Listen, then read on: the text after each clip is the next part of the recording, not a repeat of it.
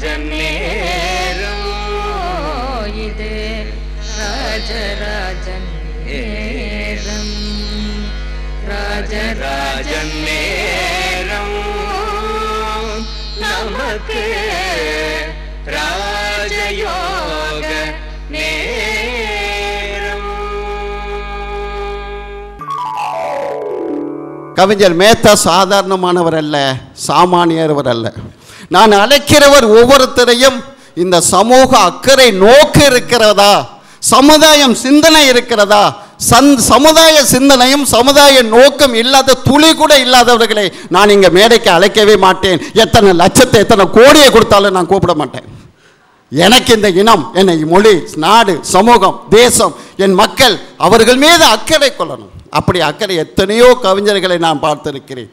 ஆனால் செருக்கு பிடித்த கவிஞர்களை பார்த்திருக்கிறேன். செருப்பை பற்றி கவலைப்பட்ட ஒரே ஒரு கவிஞன் இந்த கவிஞர் மேத்தா தான்.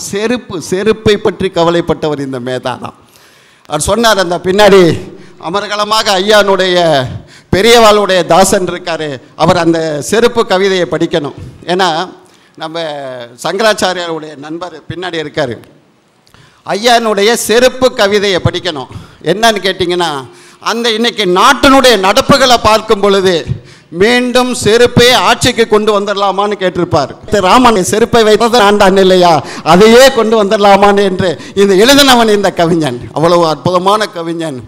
அதோடு மட்டுமில்ல, இந்த கவிதையெல்லாம் பார்த்தீங்கன்னா என்ன மாதிரி பாமரனுக்கு எட்டவே எட்டாது, தெரியாது. அது என்னமோ இந்த நாட்டில் கம்பனுடைய கவியை என்னைக்காவது மனப்பாடம் பண்ண முடியுமான்னு கேட்டால் எனக்கு பண்ண முடியாது. காளிதாசனுடைய கவிதையை மனப்பாடம் பண்ண முடியுமான்னு தெரியாது. இப்படி கவிதைகள்லாம் சாதாரண மக்களுக்கும் ஏழை எளியவனுக்கு எட்டாத கனி என்று எண்ணிக்கொண்டிருந்த காலத்தில் பாரதி என்ற ஒரு புதுமை வந்தான். கொஞ்சம் தமிழ் படுத்தினான், கொஞ்சம் எளிமைப்படுத்தினான். ஆனால் அதையும் புரிஞ்சு கொள்ளுகிற பக்குவம் எனக்கு இல்லை. பாரதிதாசன் வந்தார், அவராவது புரிய வச்சாரா என்று கேட்டார், புரிய வைக்க முடியலை.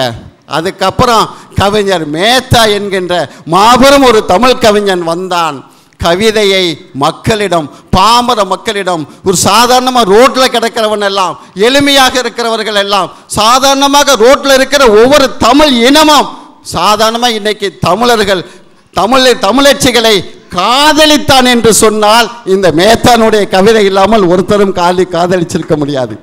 அப்படி இலகுவாக கவிதையை இன்னைக்கு புது கவிதை என்று சொல்லி பாமரங்கிட்ட கொண்டு போனார். அதனால தான் நான் சொன்னேன், கம்பன் செய்யாததை, இந்த நாட்டுடைய மிகப்பெரிய காளிதாசன் செய்யாததை, மிகப்பெரிய கவிஞர்கள் என்று சொல்லப்படுகிற எல்லாரும் செய்யாததை என் மேத்தா செய்திருக்கிறான்.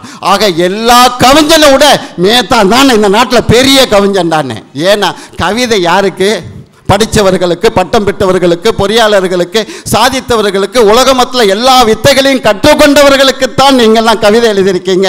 ஆனால் இந்த நாட்டில் வட்டி ரோட்டில் இருந்துக்கிட்டு இருக்க துணி துவைக்கிறவனுக்கு, ஏழைக்கும் கோழைக்கும் பாலைக்கும் கவிதை எழுதினவர் எங்களுடைய மேத்தா அவர்கள். அவ்வளவு அற்புதமான அவருடைய கவிதைகள், கண்ணீர் பூக்கள் என்ற கவிதைகளாக இருக்கட்டும், பல கவிதைகளை எழுதியிருக்கிறார். இன்றைக்கி தேசிய அகாடமியே இந்தியாவினுடைய மிகப்பெரிய விருதெல்லாம் பெற்ற ஒரு மாபெரும் கவிஞன். ஆனால் வெறும் கவிஞனாக மட்டும் இருந்தால் நான் அவரை இங்கே அழைத்து வந்திருக்க மாட்டேன். அதையும் மீறி மனித நேயம், மனித ஒழுக்கம், மனித நாகரிகம், மனித பண்பாடு இந்த உலகத்தில் யாருக்கிட்ட இருக்குன்னு கேட்டால் எந்த கவிஞன்கிட்ட இல்லை, என் கவிஞன் மேத்தா கிட்ட தவிர. எத்தனை கோடியை வேணாலும் அவர் சம்பாதிச்சிருக்கலாம், எத்தனை லட்சங்கள் வேணாலும் சம்பாதித்திருக்கலாம், அவருடைய ஆற்றலையும் அறிவுக்கும் திறமைக்கும் கவிதைக்கும். ஆனால் அவர் சொன்னார், திரைப்பட நட்சத்திர சொன்னார், டைரக்டர்கள் ப்ரொடியூசர் எல்லாம் பெட்டி பெட்டியாக தூக்கிட்டு வந்து நின்றான். பெண்களுடைய அவலங்களை பாருங்க, அவங்களுடைய காட்சிகளை பார்த்து அந்தரங்களை எழுதுங்கன்னாரு. இவர் சொல்லிட்டாரு, தம்பி அசிங்கங்களை எழுதுறதுக்கு கவிஞர்கள் நிறைய பேர் இருக்கான், போப்பா நான் வானான்னு சொல்லலை, வேற கவிஞர்கிட்ட எழுதிக்க. ஆனால் ஒரு காலமும் இந்த கவிஞன் என் இனத்தை, என் மொழியை, என் சமுதாயத்தை, நாட்டு மக்களை, என் தமிழச்சினுடைய மார்புகளை அசிங்கப்படுத்துகிற கவிதை நான் எழுத மாட்டேன் என்று சொல்லி அடம்பிடித்தவன் இந்த கவிஞன். அவர்களுக்காக இந்த உலகத்தில் ராஜராஜன் பார்த்து மயங்கி போனவன் நான். அதனால தான் அவருக்காக நான் ராஜராஜ சோழனாக இருந்தால் ஒரு ஊரை பரிசீலித்திருப்பேன். நான் தேரில் வந்திருந்தான்னு வச்சுக்கோங்க, அவருக்கு தேரே கொடுத்துருப்பேன். நான் காரில் வந்துக்கிட்டு இருக்கிற காரணத்தினால இவருக்கு ஒரு காரே பரிசீலிக்கிறதாக இருக்கிறேன். அது தமிழின தலைவர் டாக்டர் கலைஞர் கரங்களால் தருவதாக இருக்கிறேன். இன்னும் ஒரு படி மேலே போய் ஆதீனம் ஐயா தலைமையில் அம்மாவனுடைய ஆசையும் நம்மளுடைய லேனானுடைய ஆசையும் எனக்கு கிடைத்தனுடைய விளைவு இன்னும் ஒரு படி போய் காரையும் தருகிறேன், கூடகே 5 லட்சம் ரூபாய் பரிசையும் அறக்கட்டளை சார்பாக கொடுக்கிறேன் என்று இதன் மூலமாக உங்களுக்கு தெரிவித்துக் கொள்ள விரும்புகிறேன்.